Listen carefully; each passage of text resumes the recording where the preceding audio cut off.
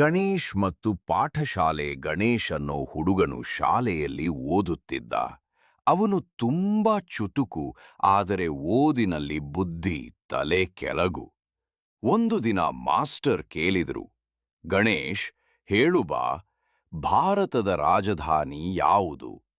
ಗಣೇಶ್ ತಕ್ಷಣ ಎದ್ದು, ಮಾಸ್ಟರ್, ಅದು ಬಸ್ ಸ್ಟ್ಯಾಂಡ್ ಎಂದ.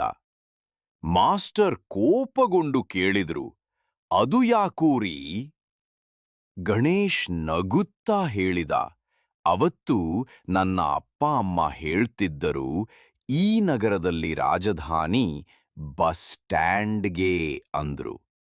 ಎಲ್ಲರೂ ಅಲ್ಲಿ ಸೇರುತ್ತಾರೆ, ಅಲ್ಲಿ ಸದ್ದು ಗದ್ದಲ ಜಾಸ್ತಿ. ಕ್ಲಾಸ್ ತುಂಬಾ ನಕ್ಕುಬಿಟ್ಟಿತು. ಮಾಸ್ಟರ್ಗೂ ನಗು ತಡೆಯಲು ಆಗಲಿಲ್ಲ. ಹಾಸ್ಯಪಾಠ. ಕೆಲವೊಮ್ಮೆ ಮಕ್ಕಳ ನಿರ್ಲಜ್ಜ ಉತ್ತರಗಳೇ ಎಲ್ಲರಿಗೂ ನಗು ತರಿಸುತ್ತವೆ.